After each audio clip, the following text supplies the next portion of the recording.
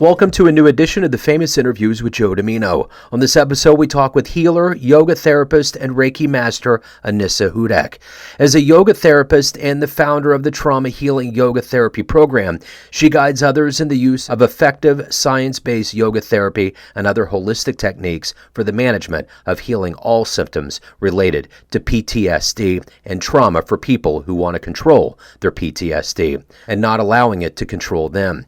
Originally from New York, she is now based in Manhattan, Kansas, and not only is she the daughter of a Vietnam veteran, she was also married to an active duty member for over 20 years. She is a huge advocate for education, empowerment, and advocating for oneself. She has great stories and wisdom. Enjoy this interview. Hey, thank you for taking some time out today. I appreciate it. Yeah, absolutely. Do you have a day off today? So it looks like with what you do with your life, it's highly dependent on people being around you. And I'm curious, my first question to you is, how did you do during COVID? How did you survive it? And how did that time period change what you do now? Well, I actually went online before COVID. I actually closed down my private studio space prior to COVID. And so the only thing that COVID really did was showed people that they could actually do things online. And it just made the need even more. Now, has there been a sizable uptick with people needing your services now that we're kind of coming out of it and the pandemic is slowing down? Absolutely. Being quarantined and housebound, people had a lot of time to look at four walls and really do some inner reflection. And just the pandemic itself created, quite a bit of trauma and PTSD, being housebound and quarantined and what have you. And so, there has been a definite uptick. Even as, COVID is waning, people are still dealing with the aftermaths of it. And I'm curious with what you do, which you have to give a lot to your clients, how do you parlay between what you need to give to effectively help somebody and then also take care of yourself? I mean, you have emotional needs that you need to take care of while you're also doing the same for others. How do you balance that? Well, it's the old oxygen mask adage. Whenever you fly, they tell you, if we ever lose cabin pressure and the oxygen masks come down from the ceiling, you always put yours on first before you help the person next to you, even if it's your own child. I really take that to heart. I make sure that I take care of myself. That's paramount. I can't pour from an empty cup. I also make sure that my family is taken care of. Myself and my family are the priorities. And, it's about really creating boundaries between you and your business and you and your clients. And you really have to adhere to them. So I can see on paper what you do for a living. I have an understanding. But if you were in front of a bunch of grade school kids for a career day, let's say fifth graders, and one of them looks up at you and says, "What do you do for a living and how are you qualified to do that?" How would you answer them? Well, I guess if it was anybody else asking me that, I would probably tell them I make people cry on their yoga mats. But for fifth graders, I have the awesome opportunity to help people at their worst to help make them better. What is it that you like the best about what you do? Obviously when we all wake up, we have things that we're doing with our lives. But what is it about your day that you look forward to the most? Being on the mats and watching someone make a shift. Seeing that aha moment. Seeing the moment that they release something. I love people watching. I love body language. I love facial expressions. I love watching people and getting to see people make that shift. Whatever, they don't have to tell me what it is, but just watching that moment for them. I love that. I live for that. So in your capacity as someone that helps and heals people, you obviously have incubated a drive in you that's pretty big. Talk to me a little bit about where you grew up and what kind of experiences you had that led you to want to do this with your life. I never intended to do this with my life. This is just kind of how it happened, where I wound up. And I grew up in New York. I'm from New York. I normally talk like this. And it's funny because, as a yoga therapist, it's not uncommon for me to say down dog. And everybody chuckles, Yeah. I was raped when I was 18. And for years, I went back and forth with talk therapy. And I never was able to really gain any real closure. I always had to keep going back. And then I was raped again about 6.5 years ago. And at that point, I had this education behind me, and I really decided, okay, what would I tell my client in this scenario? Okay, now I got to go and do it.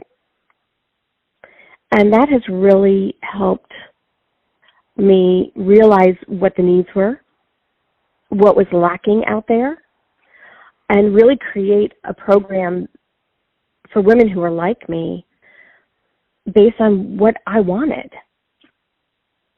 and what I didn't see that was available for us. So what was your dream when you were a child? What did you want to do with your life? What was it that you were looking to do? I was going to be a chef. Are you a good cook now? Yeah. There you go. Well, maybe you could branch out, you never know. Well, I'm really excited. I have a 17-year-old son, and when I was getting ready for college, I had actually applied to the Culinary Institute of America in New York, and that's where I had wanted to go. But I actually didn't finish the entire process. And my life has shifted, and I actually became a paralegal, believe it or not. However, my son was last month just accepted to the CIA. So he will be going. I will tell you real quick about people watching and this, that, and the other. Are you a sports fan? I am. Okay. So I was watching that Mets game, and I like to watch sports on mute, and I always like to watch New York crowds because those New Yorkers, it's just like, when they're waiting for like something to happen, they were down most of the game last night, they're holding their heads, they're just in total freak out mode, and all of them have these tall cans of beer. It's already cold out there, and it's just like, I just love observing it. And even Yankee Stadium, it's like in a typical stadium, when something happens, there's movement. But in New York, it's like octopi come to life, and everybody has 9 or 10 arms, and heads are bobbing. It's like, it's this magnificent exuberance that doesn't happen in any other stadiums. Yeah. Yeah, we're an odd bunch. That's good. I love it. I feel comfortable with that. It's great because you need to have that exuberance, and it's just even Yankee Stadium sounds different. When something happens, there's like this roar that's deeper, and more intense than anywhere else, and it's great. That's the beauty of humans coming together for an event. So I'm curious, for somebody that serves a role as a mentor and helping people out, who's your mentor? Who's a hero for you in your life? Ooh, that's an interesting question. Who is my mentor? I think the women that I help. I learn far more from them than I think they learn from me. They mentor me. They teach me. They show me what they need so I can help them and serve them better. You do Reiki, correct? I do. Mm-hmm. Okay. I'm with 3 generations of women, and my wife, her mom and her daughter, and they do Reiki. And when we met, we got married in 2019, probably about a year before that. I wasn't sure what Reiki was, and they said that they were going to do it. And I remember when it happened, you get into that really real relaxed state. My whole thing that I saw the whole time was cats. Like I was at a pyramid, and it was like there was just teams and teams of cats. And I don't know when things happen in my life, but cats love me, and I love cats. But I always remember that magnanimous moment where there was like the central theme of what I was feeling, and it was very comforting. It was like cats. I don't know if it was going into a previous incarnation that I've had or where it was, but anyway, that was my experience, and it was very comforting. That's spectacular. Yeah. The cats and I definitely see eye to eye. So, kind of because I do a radio show for music, but art's such a big part of our lives, and I think even over this pandemic, I think we all realized that if we didn't have the arts in some level or capacity, it would have been a really, really hard time to get through, whether it was Netflix or visual arts or reading or, music or any of that. I'm curious in your life and what you do, what's been an album or a book or something artistically driven that has inspired you, that you go back to, that you just really love? I would have to say my favorite book about what I do is The Body Keeps the Score by Bessel van der Kolk. And I loved reading it. I actually listened to the audiobook because I'm such a busy person. When I'm driving, I actually like to listen to books. And that's how I get a lot of my research and studying done and things like that. So one of my favorites is Bessel van der Kolk's The Body Keeps the Score. Magnificent book. And I always reach for that.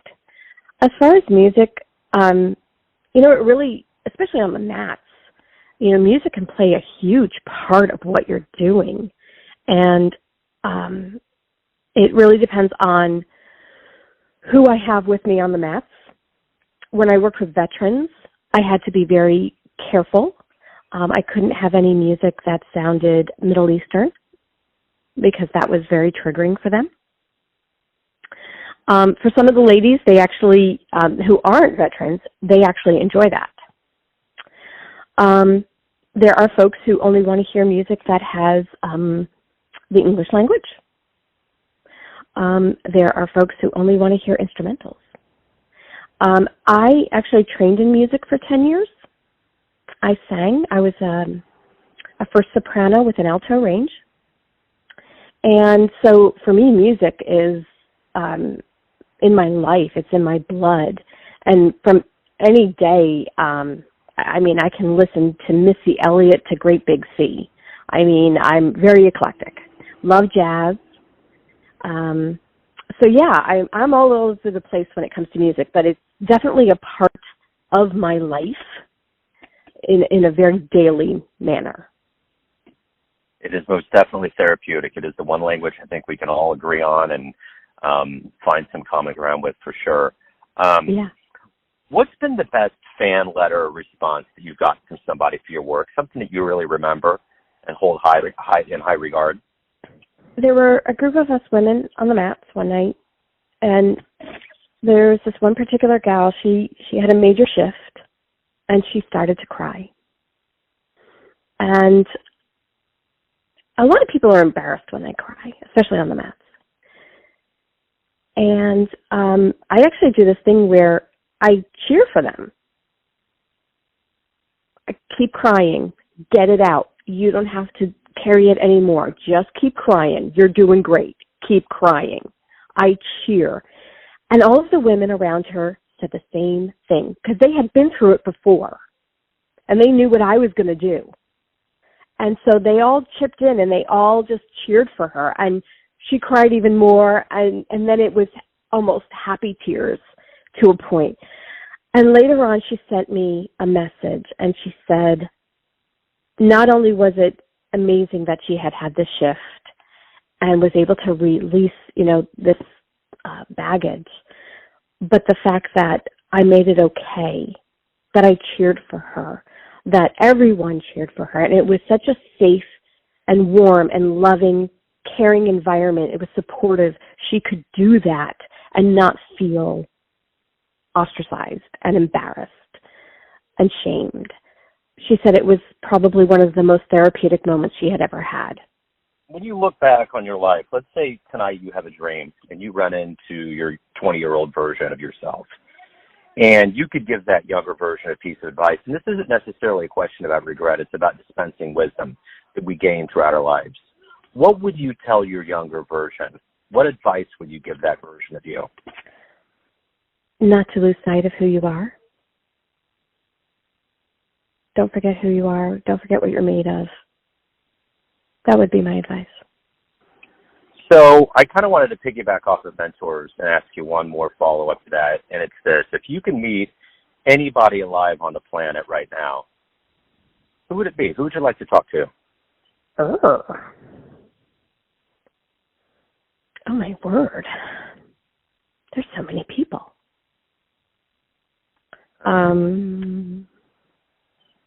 Probably, I would love to meet Emeril Lagasse, the chef. I know it sounds bizarre. No. Sean Korn, she is a yogini. I would love to meet her. Yeah, I guess that would probably be like the two main people I would love to meet. And maybe Andrea Bocelli. Yeah, absolutely. So everyone has a perception of you, an idea of who they think you are, your family, your friends, your clients, but ultimately you're the one that lives your life. You have a perception of who you are. Who do you think you are? I wear a lot of different hats. That's a really hard one because I wear a lot of different hats. I am the scrappy little New Yorker who doesn't take a lot of crap. However, I've learned in my years how to mellow it and how to be a little bit more PC about it.